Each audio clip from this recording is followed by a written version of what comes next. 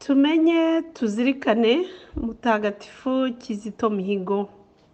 Bakristo bavandimwe ndabashuhuje muri Kristo Nyagasani. Kristo Yezu akuzwe. Uyu munsi turi ku wa mbere ku itariki 5 z'ukwezi kwa 10 mu mwaka w'ibihumbi 2020.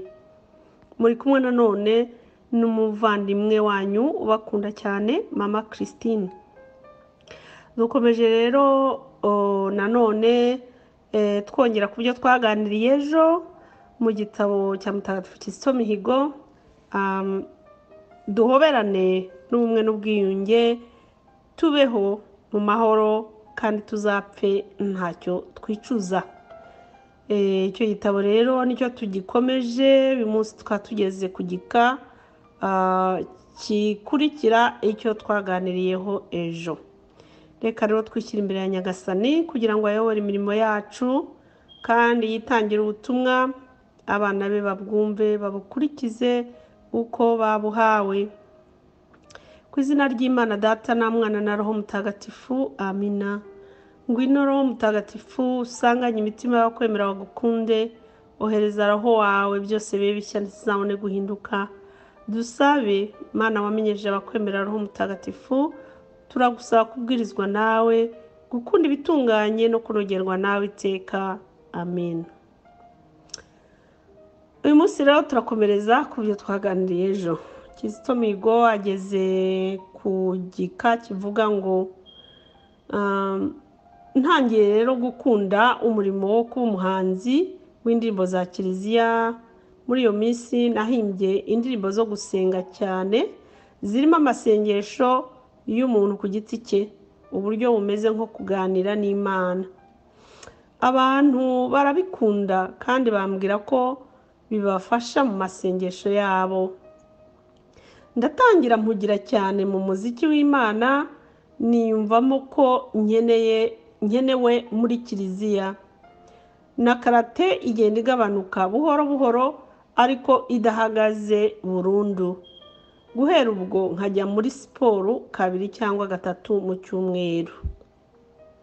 Kizito agakomeza agira ati, iyo naherekezaga indirimbo za misa zo ku cyumweru mu iseminari ncuranga inanga nto bita org, ariyo harmonium cyangwa iyo bita synthétiseur, nibwiraga ko Imana urebye yumvise isengesho nasenze mu myaka yahise gato, igihe cya consécration, cya gihe nayisabaga kuzaba umuhanzi w'indirimbo za Kiliziya. Naje gutahura Mozart, Bach na Handel. Nkunda bihebuje umuhoza ya Handel na korali y'amajwi ya liturgia ya Bach. Nimenya kandi niyumva cyane neza mu gusoma amateka y'ubuzima bwite bwa Wolfgang. Ngayo amagambo yiyandikiye mu gitabo cye. Nyine arakomeza kutubwira uko impano ye y'umuziki yakomeje ikura muri we.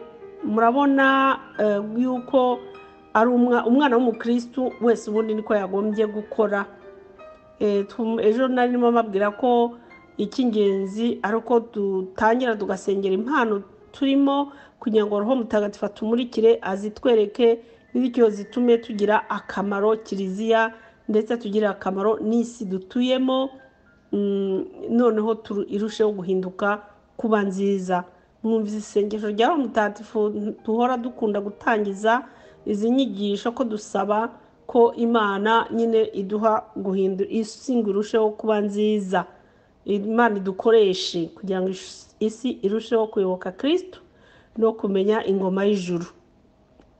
Uwo rero ni umurimo wa Kiliziya kandi ni umurimo wa Roho Mutagatifu, ko Roho Mutagatifu ahora avugurura Kiliziya ye. Kiliziya rero ni nge, ni wowe, n'undi wese, ni padiri, umwepiskopi, ni papa n'abantu bose bayirimo bayumva bayemera biyemeje gukurikira Kristo n'inyigisho ze. Twese rero guhera kuri papa ukagera ku mukristo wo hasi turi ingingo za Kristo. Kiliziya iradukeneye.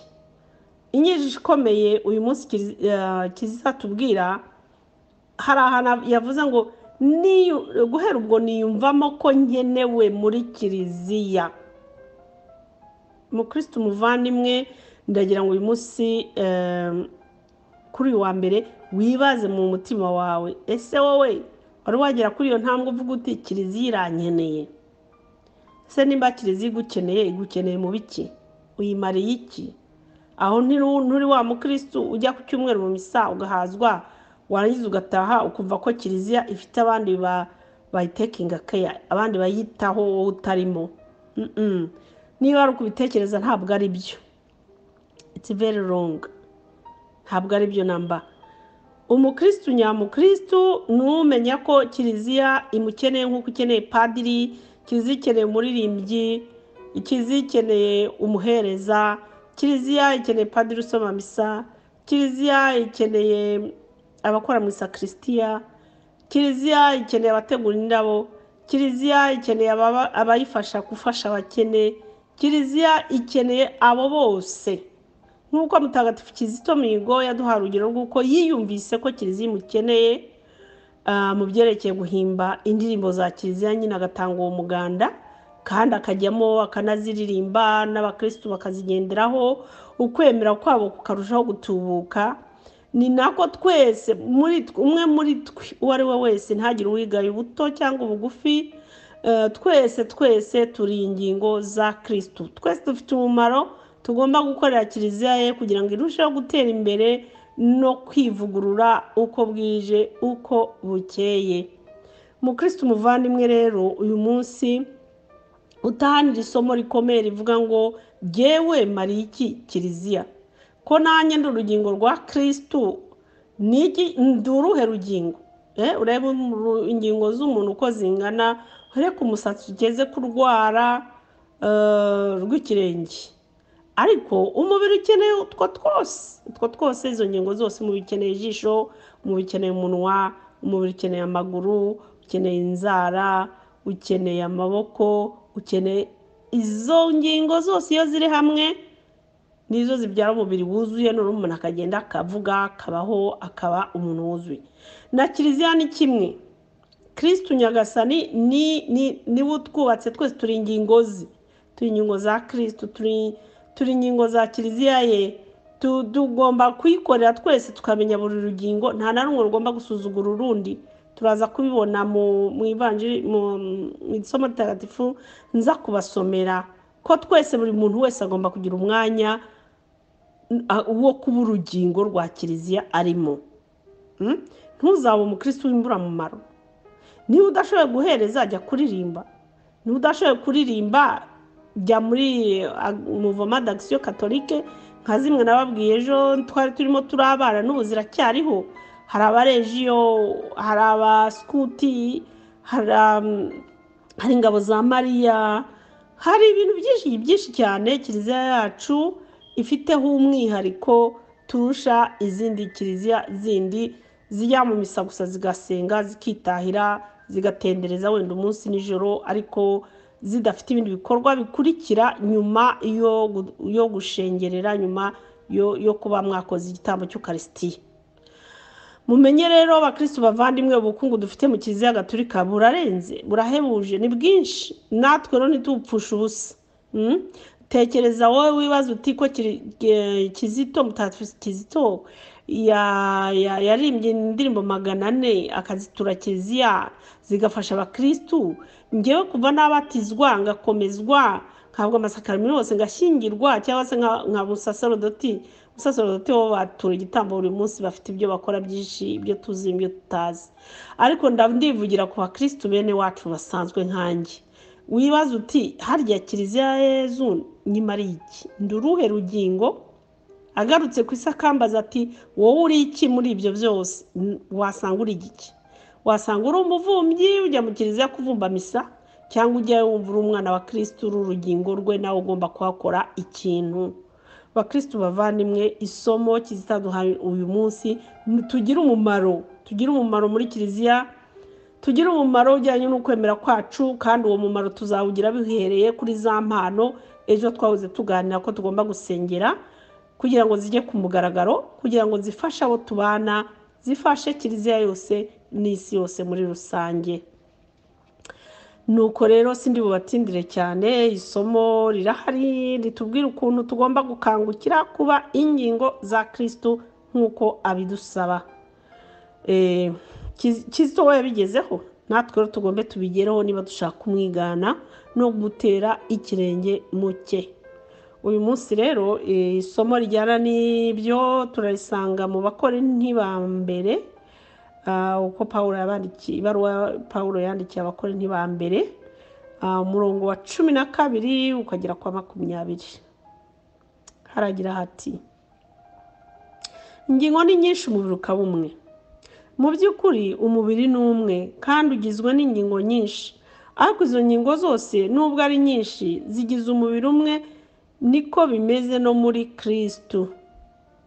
Twese twabatirijwe muri roho umwe ngo tube umubiri umwe, twaba Abayahudi cyangwa Abagereki, twaba abacakara cyangwa abigenga, twese twuhiwe roho umwe.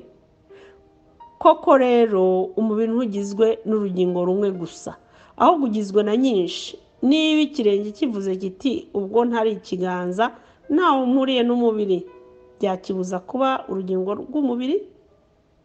Niba ugutwi kuvuze kuti ubwo ntari ijisho ntawe mpuriye n'umubiri, byakubuza kuba urugingo rw'umubiri? Niba umubiri wose ubaye ijisho, kumva byaherera hehe? Niba byose bibaye urugutwi, uguhumurirwa kwaherera hehe? Noneho rero Imana yagennye umwanya wa buri rugingo mu mubiri uko ubyishakiye. Yabahaye byose byabaye urugingo rumwe, umubiri wari kuba yabahaye byose. Niba byose byabaye urugingo rumwe, umubiri wari kuba he? Ingingo rero ni nyinshi, ariko umubiri ukaba umwe. Twese turi umubiri wa Kristo, twese turi ingingo za Kristo arizo zubatse kiliziya ye. Niyo mpamvu tugomba kwihatira kureba, kwisuzuma mu mibereho yacu ikintu twaba tumariye iyo kiliziya ya Kristo. Se nagaruka aho nazasanga turi abagaragu b'imburamumaro. Twaravuze ngo turi Abakristo, twita Abakristo ku izina, ariko mu kiliziya nta kintu dukora.